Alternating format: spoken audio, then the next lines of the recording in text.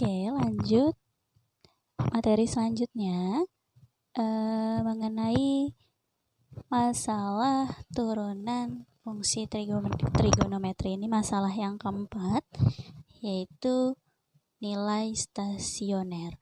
Sudah ada penjelasannya di dalam PPT bahwa untuk menentukan titik stasioner itu kita gunakan turunan pertama dari fungsi yang ada. Itu syarat stasionernya itu berarti turunan pertama pada fungsi fx sama dengan 0. Oke, jadi untuk menentukan titiknya, berarti titik itu kan sama aja, ada x, ada y.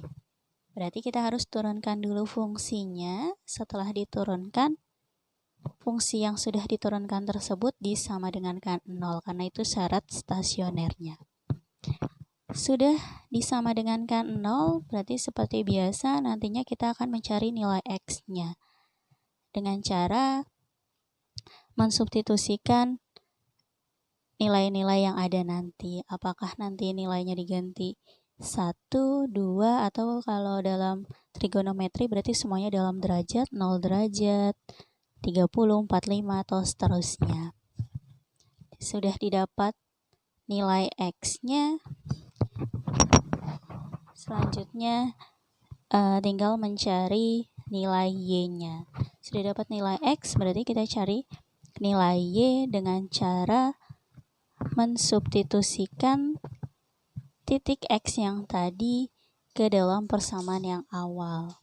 Sudah dapat y, berarti jadilah x, y itu merupakan titik-titik stasioner. Nilai y tersebut merupakan nilai stasionernya. Oke, di PPT selanjutnya juga situ ada penjelasannya mengenai jenis-jenis nilai stasioner. Jenis-jenis stasioner ada 3, yaitu ada titik balik minimum, titik balik maksimum, dan titik belok. Apabila tandanya jika arahnya berubah, maka itu disebut titik balik. Ada titik balik minimum dan titik balik maksimum. Kalau dia kurang dari baru lebih dari, berarti dia minimum. Kalau dia lebih dari baru kurang dari, berarti dia maksimum. Kalau tandanya tidak berubah, kurang dari, lebih dari, berarti dia namanya titik belok. Di situ sudah ada gambarnya. Kalau kurang dari itu negatif, kalau lebih dari itu positif.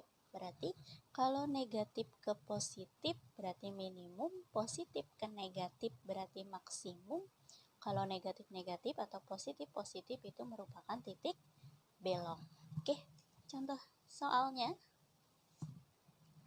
Tentukan nilai stasioner dan jenisnya dari fungsinya adalah fx sama dengan sin 2x dengan x antara 0 derajat sampai dengan 2pi. 0 karena sini pi ya, berarti x-nya antara 0 sampai dengan 2pi. Oke, fungsinya adalah sin 2x. Tadi langkah pertama untuk menentukan nilai stasioner adalah dengan cara menurunkan ke fungsi yang ada ke turunan yang pertama. Berarti kita turunkan. Berarti langkahnya kita turunkan. Langkah pertama ya. Oke, kita turunkan fungsinya. Turunan pertama dari fungsi fx. Oke, turunan dari sin adalah cos 2x, turunan dari 2x adalah 2. Berarti turunan pertama dari fungsi fx adalah 2 cos 2x. Oke, sudah didapat turunan pertamanya adalah 2 cos 2x. Selanjutnya, sudah langkah pertama, kita lanjutkan ke langkah kedua, bahwa untuk menentukan nilai stasionernya, turunan pertamanya kita sama dengankan 0, itu syarat stasionernya. Ini untuk langkah yang kedua, turunan pertamanya sama dengan 0. Turunan pertama dari fungsi fx-nya sama dengan 0. Turunan pertama fungsi fx-nya adalah 2 cos 2x sama dengan 0. Oke, ada 2 di depan trigonometrinya atau di depan cos, berarti 2-nya kita pindah. Karena perkalian berarti pindah jadi pembagian. Berarti di sini cos 2x sama dengan 0 dibagi 2 adalah 0. Cos 2x sama dengan 0. Cos 2x sama dengan 0. Selanjutnya tinggal kita selesaikan cara selanjutnya dengan cara persamaan trigonometri, yaitu di pelajaran kelas 11. Yang mana kalian sudah tahu di dalam persamaan trigonometri ada rumus sin, rumus cos, dan rumus tangen. Oke, Ibu ingatkan lagi atau nanti dibuka-buka lagi buku kelas 11-nya ya. Oke, ini langkah ketiga, berarti kita gunakan rumus persamaan trigonometri. Bagaimana caranya? Persamaan trigonometri, kiri cos, kanan harus cos. Berarti kita harus cari cos berapa yang menghasilkan 0, yaitu cos 90 derajat. Berarti di sini kita ganti. Cos 2x sama dengan cos 90 derajat. Karena kita akan menggunakan rumus persamaan trigonometri. Kalau persamaan trigonometri, kiri dan kanan harus bernilai sama, bernilai trigonometrinya sama. Kiri cos, kanan cos, kiri sin, kanan sin, kiri tangen, kanan juga harus tangen. Karena ini cos, berarti kita ikutin yang kanan juga harus cos. Di sini 0, berarti cos berapa yang bernilai 0? Yaitu 90 derajat. Oke, karena di sini yang diminta dalam pi, nih, berarti 90-nya kita ganti dengan pi. Pi berapa yang menghasilkan 90? Pi itu 180. Kalau menghasilkan 90 berarti setengahnya pi, berarti pi per 2 ya. Di sini menjadi cos 2x sama dengan cos pi per 2. Oke. Langkah selanjutnya, berarti kita gunakan persamaan trigonometri ya. Ini langkah keempat. Cos 2x sama dengan cos pi per 2. Ingat rumus cos pada persamaan trigonometri. Ada berapa rumus? 2. Rumus yang pertama apa? X sama dengan min alfa. Yang pertama dulu ya, yang positif berarti.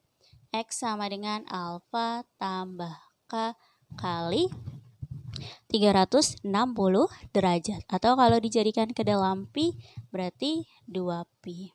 Berarti dalam radian ya. X sama dengan alfa tambah K kali 2pi. Oke, X-nya adalah 2X. Alfanya adalah pi per 2 ditambah K kali 2pi. Oke, nanti sambil dilihat-lihat lagi buku kelas 11-nya kalau lupa cara pengerjaannya ya. Oke, sebelah kiri harus X saja, berarti selain X kita pindahkan ke ruas kanan. Perkalian pindah jadi pembagian. Berarti di sini X sama dengan pi per 2 tambah K kali 2pi dibagi dengan 2. Dibagi 2 berarti sama aja dikali 1 per 2. Berarti ini bisa kita coret dengan ini ya. Oke, jangan coret di sini deh, nanti keliru. Dah, gini aja. Berarti di sini X sama dengan pi per 2 tambah K kali 2pi dikali dengan 1 per 2. Oke, berarti X sama dengan pi per 4 ditambah, nih coret ya. Berarti K dikali pi. X sama dengan pi per 4 tambah K kali pi. Langkah selanjutnya dengan cara mensubstitusikan nilai K-nya. Nilai K-nya bebas. Kita mulai dari positif ke negatif. Caranya sampai tidak ada yang memenuhi. Memenuhi dan tidak memenuhinya dari mana kita tahu nih? Dari sini. Yang sudah diketahui apabila X-nya antara 0 sampai dengan 2pi. Kalau X-nya tidak di antara 0 maupun 0 sampai 2pi, berarti dia tidak memenuhi. Oke, yuk kita coba.